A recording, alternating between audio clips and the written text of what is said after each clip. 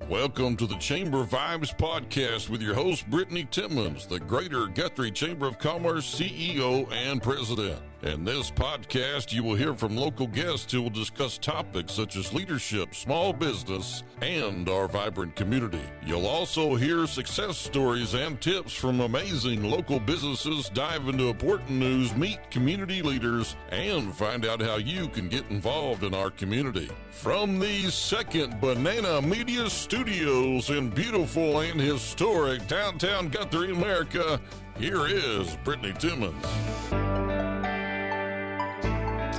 Hello, everyone. Welcome back for another episode of Chamber Vibes. I am here today with Guthrie's own city manager, Eddie Faulkner. How are you, my friend? I'm great. How are you, Brittany? I'm doing well. Good to have you on. First time to have you on the show. Not your first podcast. Not my first podcast. Yeah, you're a professional now as far as podcast goes. But anyway, so you're coming up on 1 year with the city of Guthrie, which is crazy. I know. This year has flown by. It has flown by. It has. And I say crazy in all good sense of the word because, I mean, like, it just feels like we were just getting you, and now we've had you almost a year. I say we because Guthrie has you. Team Guthrie has had Team me. Guthrie. Team That Guthrie is right. has had me. Yes. Okay, so what I really want to do today is obviously your job, city manager, you talk all things City of Guthrie, and we will do that today. But I love doing these podcasts to kind of dive more into people. Sure. And so I would love for you to tell us, you're like me, you're a transport. We're actually both 918 transports. We are 918 transports. Yes. Yep. And so I would love for you to tell your story of how you ended up in Guthrie. Absolutely. Yeah. The move to Guthrie for me was one I never saw coming. Funny how that works It sometimes. is funny how that works out. It's been a great move for me. The community has accepted me with open arms. Guthrie has been so good. For a first-time city manager in his first year, we have accomplished so many great things together. Which I can't wait to talk about that. Absolutely. So started out my municipal career, City of Catoosa. Grew up in Catoosa. Graduated college from Northeastern State University. Okay. I was working part-time actually at the Catoosa Chamber of Commerce. Yes, you have a chamber background. I do have a chamber background. Spent a couple of years, got my feet wet in economic development and regional partnerships there. And the city stole me away. City of Catoosa stole me away from the chamber. Spent 4 great years there with city manager John Blish, former city planner Terry Whiteley, who I replaced, and he recruited me to the city. Okay. Great time at Catoosa. Completely prepared me for this adventure here in Guthrie. Opportunity came open. Mr. Alsop had been here almost 7 years, I believe, which is the longest tenured city manager in Guthrie's modern history. Right. So that's a big deal. It is a big deal. That's a big deal. And I'll be honest, I mean, people were nervous about Leroy leaving, you know? I mean, that, again, like you said, longest tenure, so people go, oh no, change again. Sure. You know, what's going to happen? And so, so then you came along. I came along. Leroy, just give a plug to Leroy for a moment. The gentleman's got 44 years in municipal government, and he loves this community. In fact, he still has a residence here. Mm-hmm. Yeah, Guthrie's still home, even though he's doing some work up in Enid, city of Enid. But Leroy reached out to me. He had heard my name from a mutual contact that both cities had worked with, and he gave me a call and asked me if I was interested.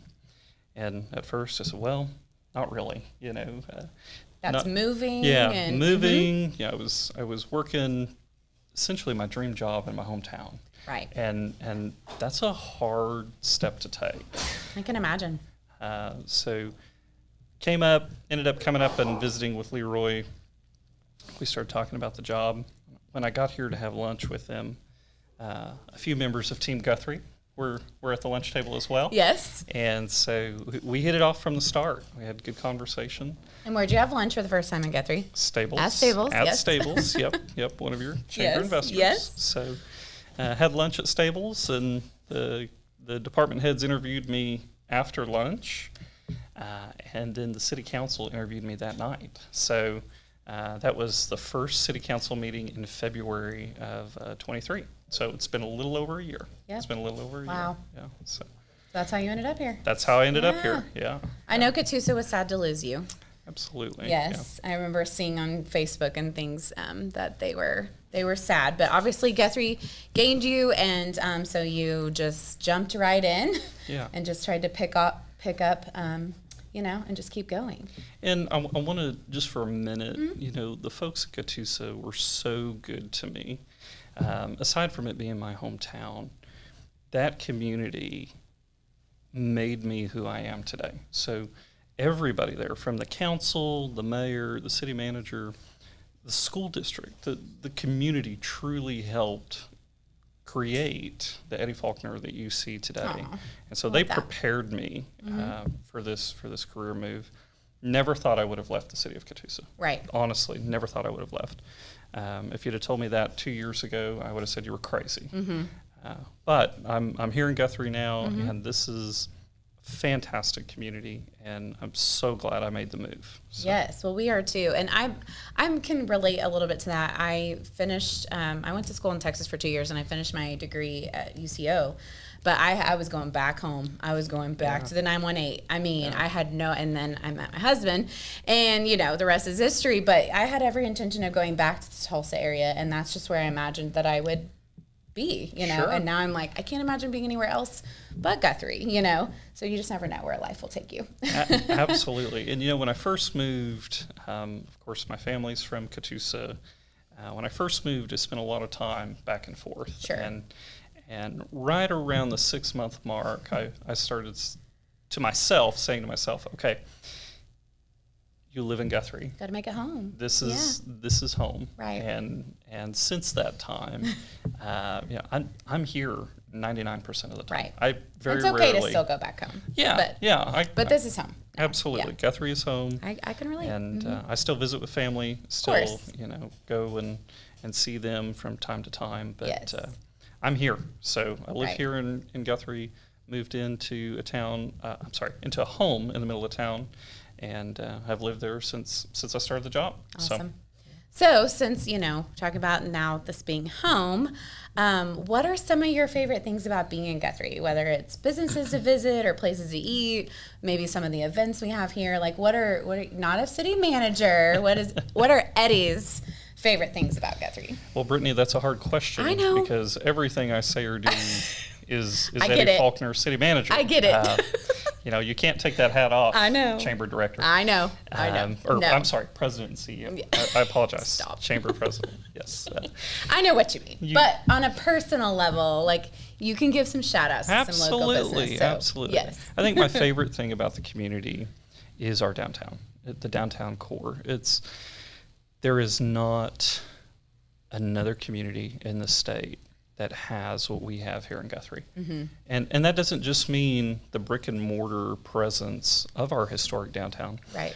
But what comes along with that, the business owners, the people really make the place. I agree. And there's nothing that I do not love about our downtown. It's just, it is the best, and it's encouraging. It's, you drive down the road and you get to see the history, and you get to feel that every day.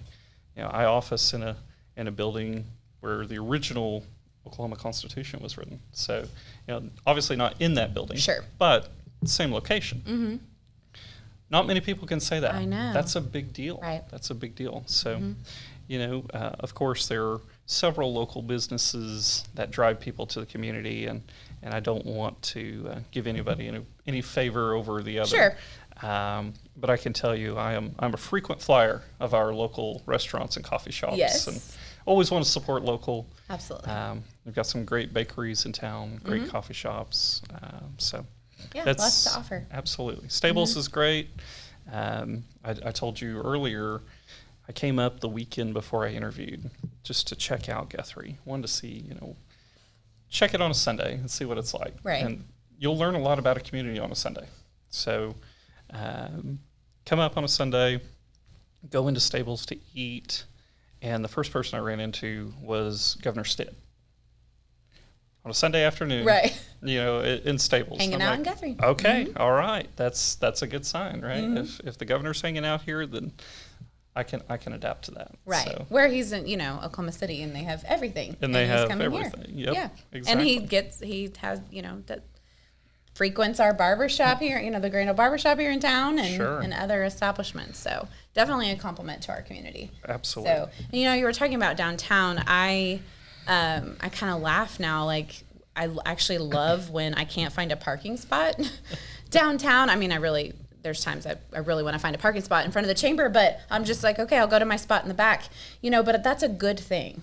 Absolutely. If we drove down the road every day and there was tons of parking available, that would mean that we don't have a lot going on, and so when you drive through downtown on a Wednesday afternoon and it's full, that's a good sign. Sure. Yeah, one of the best parking problems to have is no parking. Right. And that's a hard concept to understand. Challenge, right. Because when we're looking for a parking space to go into our office or to grab a bite to eat, it can be frustrating. And, Sure. And we understand that from a municipal experience side.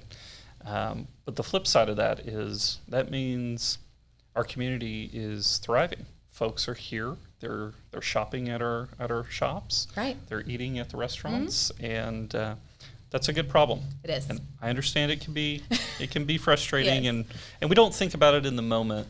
But everybody that's parked here is generating economic activity. Absolutely. And without that, you really have some struggles as a community. And that's a good reminder, obviously what you and I do, that is the way we think, Sure. a lot of times. But we all need to keep that in mind that, that, like you said, no parking is a good problem to have. And I kind of have a funny story about that. So Territorial Christmas, my family loves dressing up and participating in that event. Yes. So my daughter had a basketball game and we were late to the second walk. And so I was trying to get down here and we were changing, right out, in the car, trying to get our costumes on and everything. And I actually got legit frustrated because I could not find a parking spot anywhere close to downtown, and I had to walk in the cold several blocks. And I meet up with my husband and he's like, what's the matter? I'm like, I just couldn't find anywhere to park, and I always have a space, and I always, I work here, I live here, and I always have a spot. Britt always has a spot. Yeah. And I didn't have a spot. And Sure. then my husband's like, okay, there's a lot of people in town. And I just had to laugh it off because I'm like, yep, that's a really good problem to have. But man, I was frustrated. I had to walk like everybody else visiting Guthrie that night, And that's awesome, though. When I look back at that, I'm like, of course I had to park 4 blocks away because it was packed, and we love that.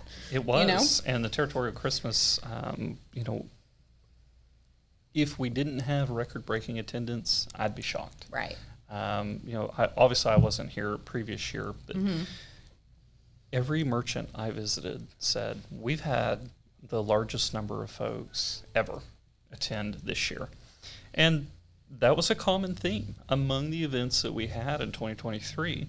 The Victorian walks, the Santa fly-in out at the airport, all of that kind of takes place, back to back. And Guthrie's not lacking on Christmas. Guthrie's not lacking on Christmas, festivities, which is awesome. Which we're not lacking on events in any in season. General, yeah, right, yeah, right. We've got something going on nearly every weekend. Yeah, and that was probably different for you. I mean, absolutely, because every community has things that they specialize in, or certain things, Sure. throughout the year. But my parents always say that when they visit, they're like, of course there's something this weekend in Guthrie. They say it kind of jokingly, but they're like, there's always something cool going on. Absolutely. I'm like, there is, most communities have a legacy event, and that's Sure. usually, it's typically it's a summertime event or a wintertime event. It's one or the other. And so in Catoosa, we had a couple of what I would call legacy events, a Liberty Fest event during the 4th of July. We had a Winter Fest event, which, lighting up the Blue Whale. Yes. Route 66. I've been to the Blue Whale. One of the most iconic Yes. landmarks on Route 66, so I'll give a little plug there. But those were our events, 2 a year. And so I can't get through a week without having 2 events going on here in Guthrie. Know. And so quite the change. Yeah, Quite the change. Right, and that's like I said, nothing bad about we're at home, no, but it's just different, for you. So different. that was your first Christmas Yeah. to experience here in Guthrie, and Sure. all of that. So And this would be a good opportunity for me to say Team Guthrie Yes. and what that means. These events that we have in this community, a lot of us think that they just happen, right? And I'm here to tell you that they don't just happen. That is a result of Team Guthrie, and that means city employees, that means business owners, that means community members, some of whom don't live in city limits, right? But they've lived in Guthrie. And it takes all of us to make those things happen. But Team Guthrie really steps up to the plate, and they make sure that our events, one, go off without a hitch, and two, that we have everything we need. Right. And you don't see that everywhere. That's truly something special. It takes a community to have those types of events. Right. To pull that off once or twice a year, sure, most places can do that. Every weekend, that doesn't just happen. That doesn't just happen, That right? doesn't just happen. And I'm probably being slightly exaggeratory when I say every weekend. But there is It's legitimately darn near close. something at a minimum Right. 2 to 3 times a month. Right, absolutely. So, whether that's every weekend or midweek or whatever. And that maybe not means. necessarily downtown, but somewhere in city limits that Sure. affects city and employees and all of that. So, Absolutely. Yeah. So speaking of your department heads, we talked. We wanted to cover this. When you came in, there were already some amazing department heads already in place. Sure. As far as over the different departments, but also with your position changing, we also got a new fire chief and an airport director, all kind of around the same time. Yeah. So the three of you have been in new positions, and even though Dane wasn't necessarily new to Guthrie, Sure. but new in that role, that you guys have had to, probably learn some things and learn, things about each other and about your departments and all that. So what's that been like? Absolutely. Great question. Great question. So I'm here probably 2 weeks, and Shalon, I'll start with Shalon Stanley, who was the airport director.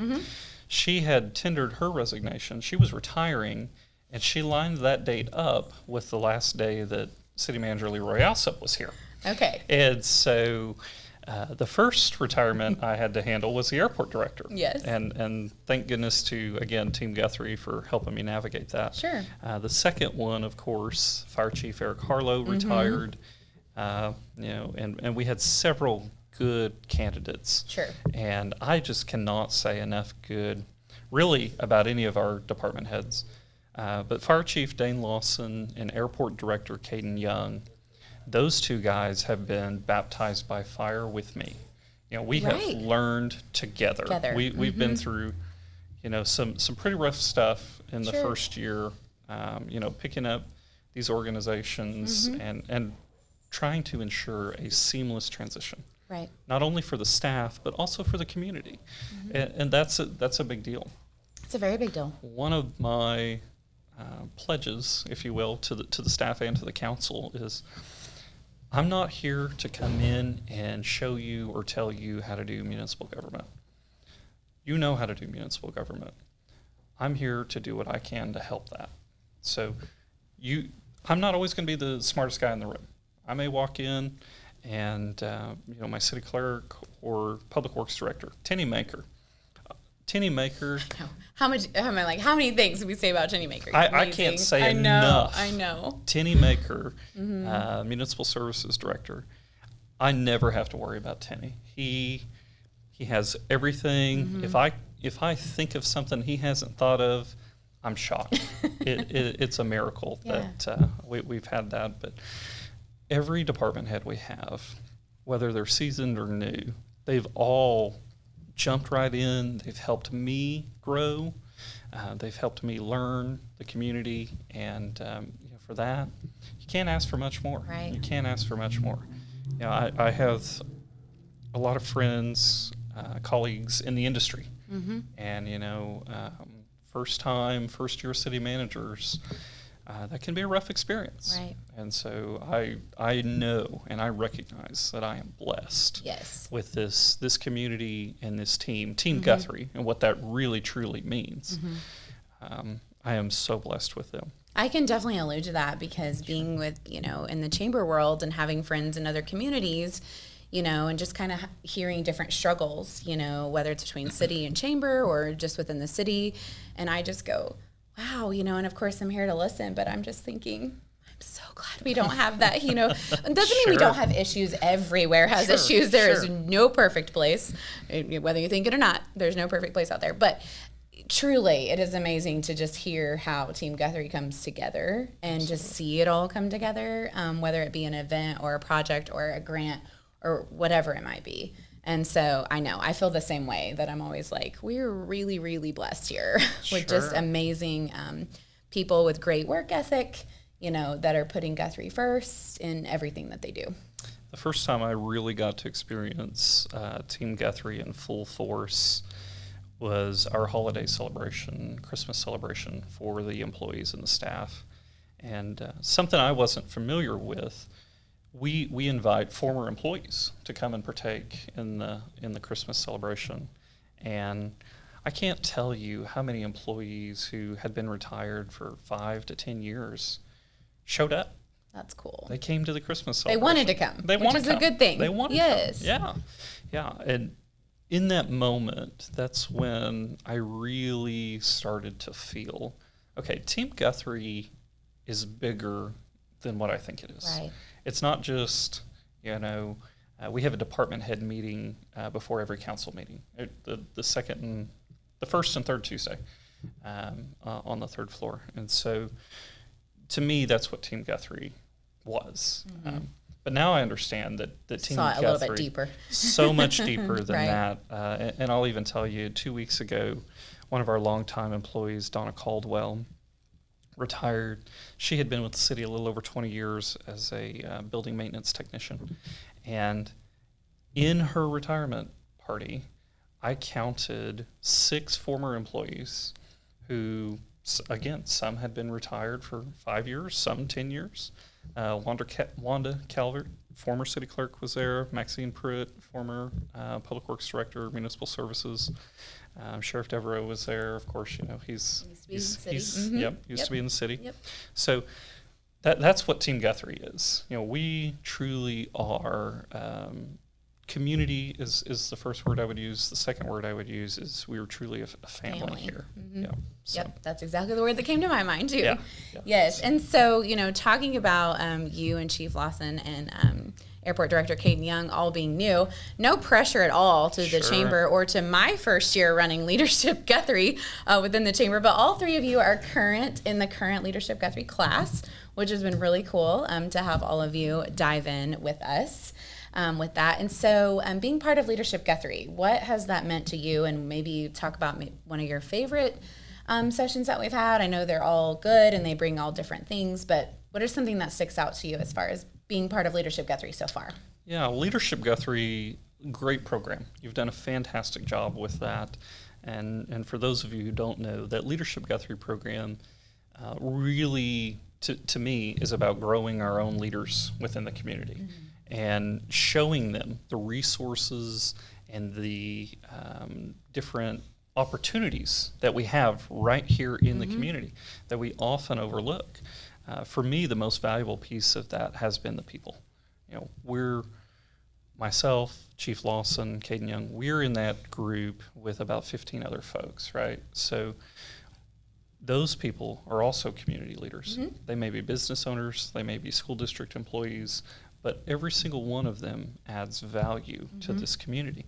And so getting to meet them, that networking opportunity, as well as being out in the community, and we take the tours, right? So the manufacturing day, going out to EMI, going out to AutoQuip, learning that we have an organization here.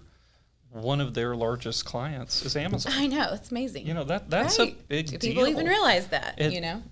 Most folks probably wouldn't even know that AutoQuip or EMI, either one, what they're doing. Right. That they exist in that capacity. So for me, Leadership Guthrie, the biggest piece of it is the networking. Yeah. So. Awesome. Well, thank you for the kudos and everything about Leadership Guthrie. And that program was well established. I cannot take credit. Doug Ogle, former assistant superintendent with Guthrie, who is now at Perkins. We miss him, but he's doing great things over in Perkins. He rebuilt that program and brought that to life again, and he just kind of handed me the keys. And so it's been not too bad at all for me, because he really laid it out for me. And then, of course, all of the places that we visit are now seasoned, and so it does make my job a little easier. But we will be opening that up for enrollment this summer, so look forward to seeing who wants to experience Leadership Guthrie with us the next time. But I'm just glad that the three of you are part of our class and chose to dive right in on top of everything else as far as your work responsibilities, because it does pull you from the office some. And so I'm just grateful that you guys found that important, to be a part of that program. The staff, when I told Caden and Dane that we needed to do this, at first, not that they weren't excited. Sure. But just like you say, added another thing. It's another thing on their plate. And, my push to them was, hey, we have to get out there because we're all new, and the community doesn't know who we are. Right.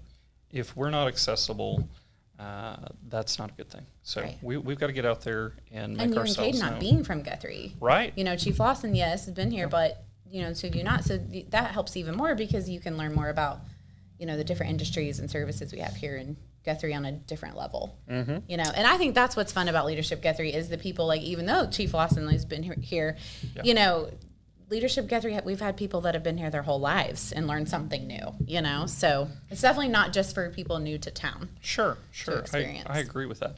And, you talk about you and I being from the 918. I don't know if you know this. Caden Young is also from the 918. I think I did know that, actually, yes. We don't have 918 hats. We didn't break out any of that. No 918 hats. 918 phone numbers, maybe? Yeah. I'm a 405 guy now. Yeah. So I will say, though, Caden is from Rogers County. So he's in the same county where I'm originally from. Yep. Right. He's from Claremore, Oklahoma. Great community just north of Catoosa. So we'll gladly welcome people from the 918 absolutely to Guthrie. Yeah, Guthrie has been so welcoming for all of us. I'm so glad to hear that. I feel the same way. It's been home for me for quite some time now, but I'm glad to hear that.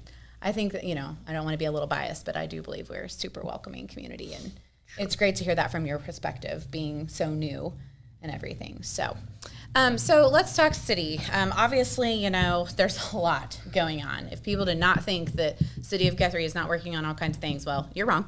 And so we encourage you to attend our annual State of the City luncheon so you can learn. We've just had that, but so you can learn a lot about that. But there's all kinds of projects that you guys are working on. So just want to take a little bit of time to highlight maybe some of the current projects you're working on. Obviously, depending on when you watch the episode, there is a town hall to cover the upcoming CIP, which is Capital Improvement Project tax that the voters will be voting on. So let's talk a little bit about things that are going on at the city level. I can tell you that the city of Guthrie has probably never had as many projects and as much development as we have going on today.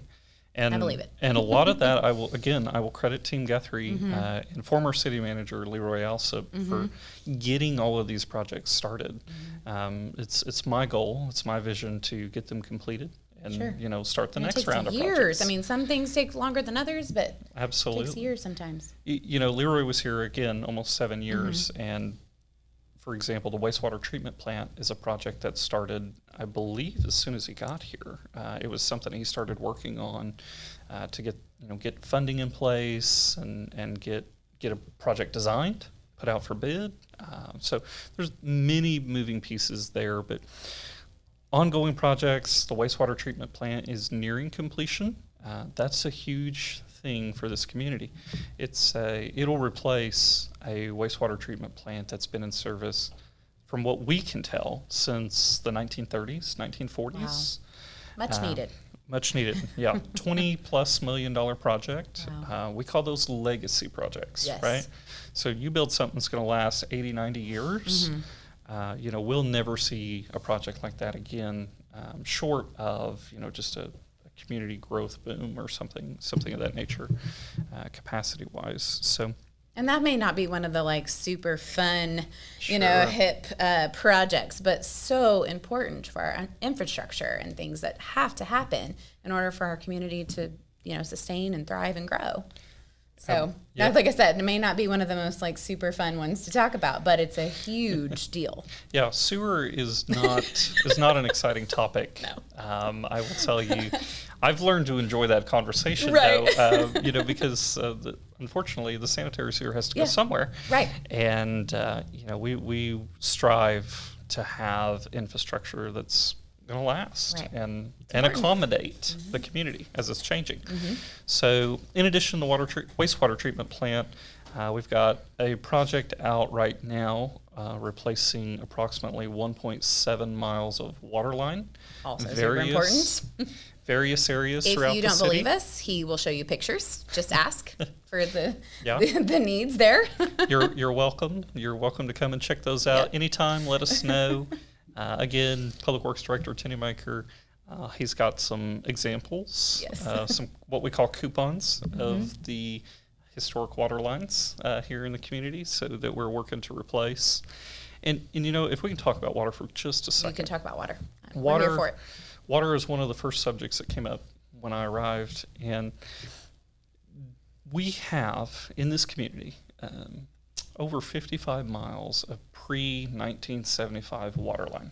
Okay, the current project we have out replaces approximately $1.7 million.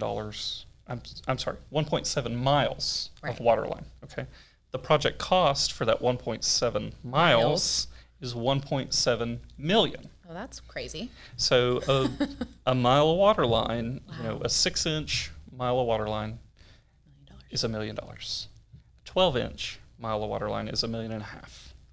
And so you talk about 55 miles of line. If it's all, do the math. If it's all 6-inch water line, you've got at least $55 million in need. Right. And that's what we're talking about today. We're not talking about future needs.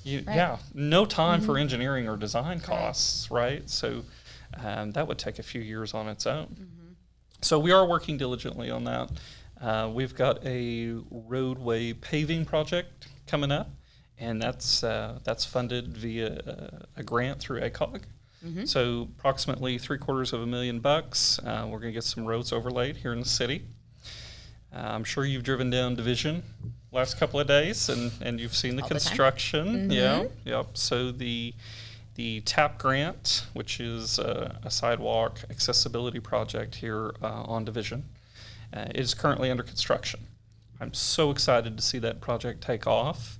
I believe that project started under City Manager Serena Breland almost a decade ago. Wow. So between design and some hiccups along the way in the grant process, we're finally making headway on that project. So we've got that going on. Of course, you mentioned the capital improvement projects, sales tax extension coming up for vote on April 2nd.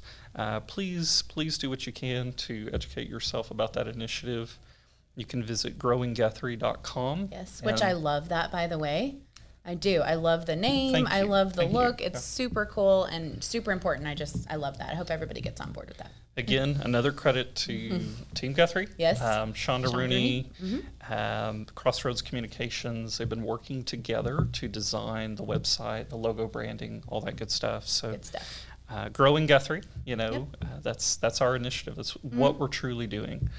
So by extending that sales tax, we're looking to add a second fire station. Which we could have a whole podcast on that. We could have a the whole importance podcast of that. on that. Yes, a second fire station is so important. Strategic location, staffing levels, all of that is so important for our growth. Yes. And the growth that's happening. So second fire station, a replaced pool at Highland Park. So that's also a hot topic and very important to many of our citizens here. Also a hot topic, something we're dedicated to working through. Just so you know, real quick on the pool, again, it's another project. Was built, completed 1930s, 1940s. When I got to town, Public Works Director says the pool's leaking 40,000 gallons of water a day, and we don't know where it's going. It's like 40,000 gallons of water a day. That's a lot of water. That's a lot of water. Right. Wasted water. Yes, wasted water. And so I don't know if you remember. I remember vividly when I started. We were in the middle of some drought-like conditions. Both of the lakes were really low. People were concerned. Yeah. Folks were concerned. We didn't go into any official water rationing measures, but the reality is we were low on water. We couldn't, at the city, in good conscience, open the pool knowing that we were losing 40,000 gallons of water a day. Right. And that's really what kicked off the CIP sales tax extension, because it's a quality of life measure that we can't fund without this extension. Right. So municipal pool, we've got some water and sewer projects. We're going to continue to take one bite at a time out of the elephant, right? It's a $55 million project, so Right. $1 million here, $1 million And that's there. so good. I mean, we hope, definitely share that information. Some people think it's just something you can snap your fingers and let's find the money for that. And it just doesn't work that easily. Does not work that easily. So as it relates to water, both of the water towers, so water tower number 1 on the west side of town, at water tower number 2 on the east side over near the Masonic Temple, for what we can tell, neither one of those towers have had any maintenance, substantial maintenance take place in over 30 years. So that's something that needs to happen. The average life of a water tower is approximately 100 years before you have to get serious about maintenance. And again, we're coming up on 80, 90 years. Like everything else, we did it all at the same time. So Yes. it's time to take care of both of those items. And what does that look like? It looks like paint inside and outside. It looks like the openings to get into the towers. They're no longer OSHA compliant. And so we've got to modify both towers and widen the manhole, the opening into the water tower, so that it's safe to get in and out of. Because at this point, we're not going in. We're not going in there. It's no longer safe to do that. So that's a project. Okay. Water booster pump on the west side, which gets water to the west side of town. Yes, very important. Yeah, that's about $1 million project. Again, booster pump hasn't been touched in 30 years. Okay. So infrastructure is so important, and that's a large piece of this initiative. Okay. Of course, sanitary sewer. We've got some things we're going to tie into that as well. ADA accessibility, sidewalks in downtown. We'd like to continue the momentum you see on Division. We want sidewalks that are accessible for all, right? Yes. So that's not just those who are those who have mobility issues. It's also those who have visual impairments. Sure. You come up to a crosswalk, most of them have an automated voice that say it's safe to cross. Yes. They're counting down from 20. Those are the things we talk about. It's not just as simple as cutting the curb and making the slope. It's also technology upgrades. Right. So, Okay. and then the last project we've got slated on CIP number 2 is the continued expansion out at Owen Field. So Owen Field is a big project. Yes. Those are the fields behind behind Mercy Hospital. Behind Mercy Hospital. Yes. Yep. Okay. Yep. So again, that's a big project. Started out in 2020 as a matching grant. Had a total project cost in 2020 of a couple $1 million, so $2 million. $1 million match of the city, $1 million grant. Well, we're a couple years down the road Yep. now. I was going to say, and what happens now? Yeah, what happens now? Project is currently out for bid, but we've condensed the expansion at Owen Field to make it economically feasible. Okay, so what we want to do with CIP number 2, we want to continue that plan, get it all done. We don't want to stop at 1 or 2 fields. We want to get the whole thing completed, and to do that, we've got to continue to fund it. So as I said, 2020, that started out as a $2 million project. The latest cost estimate I saw was $3.6 million. Okay, well, 2 years, 4 years, we've doubled project costs. Right. That's not sustainable. We can't support that, and we've seen that in every project we've done. So we can't be over in every project by almost double the costs. Right. We can't support This it. doesn't So make sense, right? It doesn't Well, make and sense. also a portion of the hotel motel tax increase in 2022. Yep. That was also those dedicated funds will also go to support Sports facilities, yes. sports facilities. Maintenance. Maintenance, right? Maintenance and Not part of the operation. Yeah. construction, right? Yep. The maintenance of those, but those funds will be dedicated for that. So that'll be exciting. I mean, it just takes time and obviously money time and money. Time and money, But yeah. that is an exciting improvement, and I know people of Guthrie have been really wanting that for years and years, and so everyone just needs to be patient, but Sure. it'll happen eventually, and then that'll be a great draw for us to host events and tournaments and get out-of-town folks here and things like that. You know, Owen Field is currently out for bid. The earthwork package is out for bid. We receive bids on that next Tuesday, the 19th. So we're looking to get this project started. Right. My time in Guthrie, I'm dedicated. I'd like to see these projects completed. So Right. everything we've just discussed today, you know, we talk about Leroy, previous city managers who start a project. My goal, my commitment is let's get these projects done. Right. Now, I would love to promise. Or snap your fingers. Or and snap my they fingers, just happen. and here they are. But, you know, sometimes there are circumstances beyond our Sure. control. So. Right. So if as a voter, one of the questions might be, does that change anything for our voters or our citizens if the CIP number 2 passes, the extension passes? How does that affect Sure. our individuals? Yeah, great question. So it is just an extension of your existing 3/4 cent sales tax. So there's Just want to make sure people understand that. Yeah, yeah. Okay. There's no increase in your sales tax. So Okay. all we're asking for is a longer time frame. Okay. And the reason for that, the original CIP tax was approved in 2016. Okay.